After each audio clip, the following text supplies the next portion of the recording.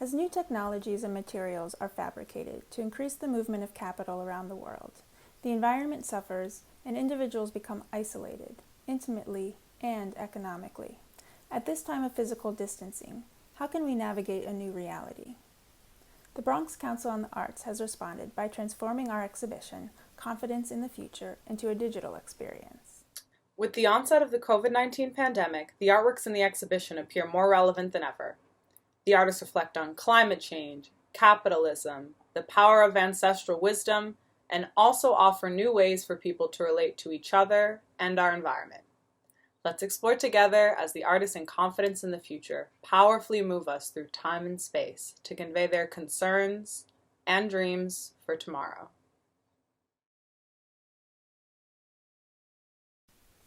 Kathleen Graney's paintings address her concerns with climate change. Using a palette of acidic colored paint and experimental application processes, she creates abstract landscapes that depict dystopian futures. I'm Kathleen Graney, and I'm a painter. My work is grounded in traditional landscape painting, but it's informed by climate change and global warming. The show Confidence in the Future really resonated with me, and I wanted my work to be a part of it because as an artist and as a human, I'm gravely concerned with the warming of our planet. The work in the show deals with this idea of a dystopian future, a landscape so alien from our own, it could be another planet entirely. The work brings into question what will our future look like with contributing human factors? And that's really a conversation I want the viewer to have while looking at the work. Content isn't necessarily representational. It alludes to a landscape that is still serene, but also like a toxic reality. And I try to have that narrative or that conversation between the materials using acidic tones, non-traditional colors, and experimental brushwork, developing this oozy, messy, not sure what's happening landscape.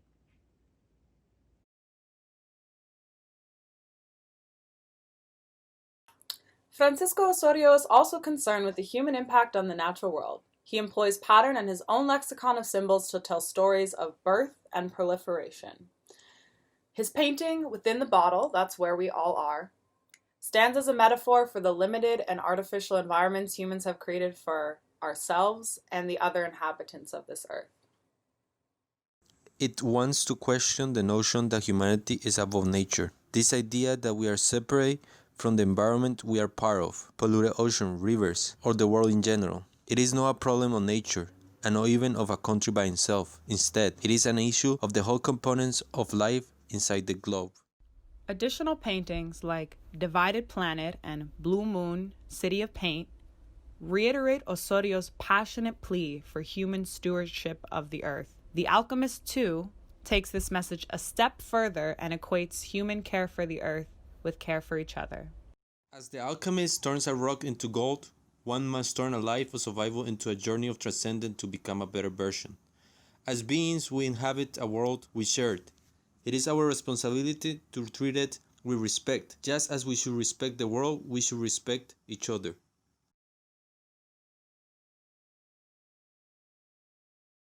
Acknowledging each other in the shared space of public transit systems is a main theme in Charlie Ello's paintings. The work surrounds itself with elements meant to depict a communal travel space shared by inhabitants of a metropolis. While the infrastructure may change aesthetically, the form of travel and interaction remains timeless. The artwork uses the subway as a formal device to highlight the multiculture that exists within New York City, and how the subway brings us all together, somewhat in the vein of Domier's third-class carriage or first-class carriage. We're forced to be in the subway system, mingling with each other no matter where we come from. The silhouettes remove characteristics of race or gender, and it just leaves us with just a human figure. What would it feel like to be in the subway, or to be in the tunnel, or be in the subway cart, just by those kind of grid lines, perspective line, and use of light and shadow. In light of COVID-19 and negotiating what it means to shelter in place, reflecting upon Elo's paintings may actually reveal more disparities than unifying factors. Who has the luxury of not taking the subway right now? Who must continue to take the subway to work, and who no longer has work to travel to? Through the manipulation of resilient yet pliable materials, Kim Dacres' sculptures address the presence of Black individuals, their journeys, identities, historical resistance, and transformation. Portraying people in her lived community, Dacres reuses auto and bicycle tires sourced from businesses run by immigrant communities in the Bronx and in Chinatown. The piece Papa is inspired by my father, Kenneth, the strongest and smoothest man I know. He taught me how to first interact with a tire, how to check the pressure, how to change it, how to secure it so the whole car doesn't go flying off the rails and cause harm. This work is the first work I made of tires while in college, and it was the first work I returned to when I decided to become an artist full-time. The piece, Charisse, is inspired by one of my favorite co-workers. Charisse and I worked closely together for over 4 years. She was the dean and I was the principal of a middle school in Harlem. Charisse, the piece and the person, represents the kind of educator many of us strive to be. Equal parts warm, knowledgeable, respectful, engaging, and genuine. When I received my first public art opportunity, I was inspired by Charisse, the person, and created the piece to serve as a miniature study for how to scale up my work from private to public space, and how to exude strength through womanhood. Often, I sing to my work as a way to help encourage the materials to form the lines and shapes I want the work to have. And I frequently feel like I'm tapping into an ancestral tradition of music, struggle, work, and accomplishment. It also connects me to my childhood, which was always filled with music while we completed our chores. Some of my works are inspired by people I wish I knew. The piece Whitney is inspired by my favorite songstress, Whitney Houston, and her combination of heavenly voice and down-to-earth roots in Blackness and song culture. In her music video, I Wanna Dance with Somebody, Whitney Houston's hairstyle consists of forward-facing brown curls with blonde tips. I've become consumed by this performance of identity through hair. I wanted to honor her by reimagining the songstress as unapologetically herself, large, bold, talented, and Black with experience. To inform his varied artistic output, Dennis Redmond Darkeem reflects on his heritage as a Yamasee Creek Seminole and African American, while also considering the history of his home borough, the Bronx. The textiles, patterns, and imagery he uses in his collages and flags draw from the artistry and traditions of ancestors and portray the power and fortitude of his people today, yesterday, and in the future. My works are motivated and inspired by the history and trajectory of the Bronx. I explore the loss and the maintenance of identity. My work often speaks to the fear and the resistance that comes with transformation, gentrification, and displacement. His Landowner series overlays land deeds from the 19th century with historic and contemporary figures, evoking questions of ownership and rights. Confidence in the future acts as an open discussion for artists to express their rich views and the impact they want to leave for the future.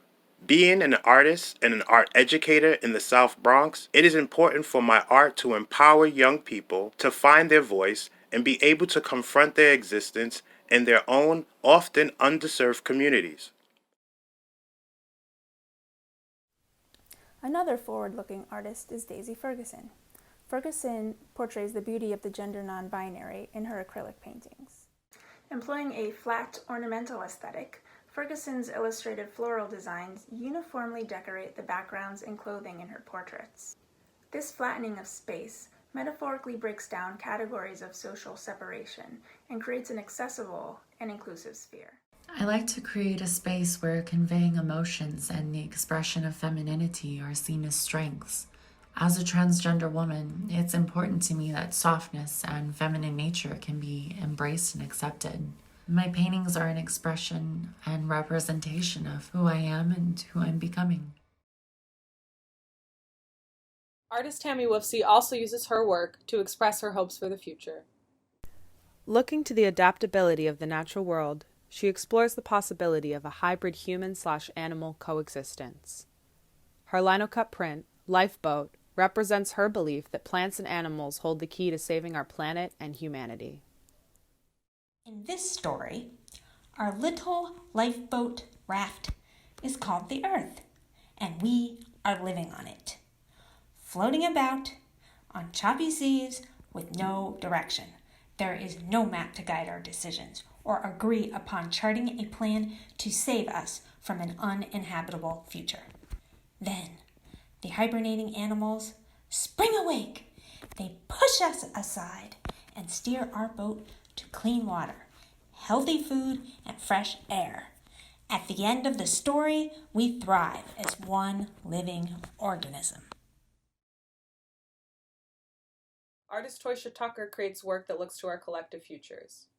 In particular, they explore how to preserve empathetic exchange when our bodies are separated from each other or mediated through technology.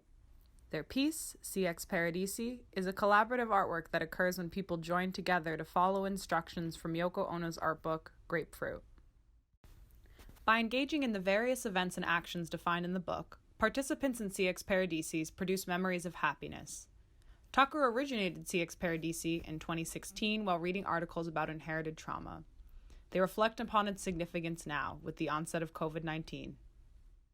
Because I'd been reading all these articles about inherited trauma, and obviously this right now is probably a huge wealth of inherited traumas happening right now. I wanted there to be this trove of inherited happiness. Well, how can I do or make something that will be the antithesis of that? The memories and experiences enacted during the piece are collected on DNA swabs and cached for use by future generations. Bodies doing good rather than harm is also a motivating factor in Tucker's installation, Alone Together. It was originally conceived to highlight the simultaneous presence and absence of individuals occupying the same space while paying attention to their phones. As the artist has relayed, the piece highlights the lack of face-to-face engagement involved in having our relationships continuously mediated through technologies.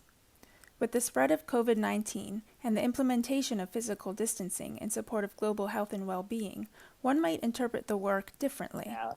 And so I think about how it's just sort of in this space on its own, deteriorating without the activation of people, right? It's just like the technology thing where all these cell phones and absent people are not engaging with each other, but outside of that space, they're using they're using their cell phones and their computers and their Zoom things to do exactly what I was like, you should be doing in person, but we don't have the option now to do it in person. To engage in the installation, one must navigate a path delineated by red tape that marks a boundary where strands of translucent filament extend from ceiling to floor.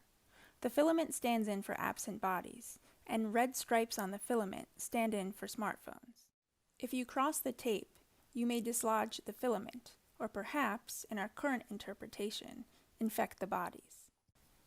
Thinking about the significance of their work, not only for the future of human relationships, but the hopefully unique circumstances we find ourselves in now, Tucker shares some reflections. If we come out on the other side of this and we're still doing the same thing, I don't know, it'll be terribly sad. It'll be like really clear that we're not mindful of our bodies or of our minds. I'm excited that I'm making work that is relevant. Employing a variety of media to coincide with their artistic intentions, the artists in Confidence in the Future reflect both the peril and the potential of our present moments.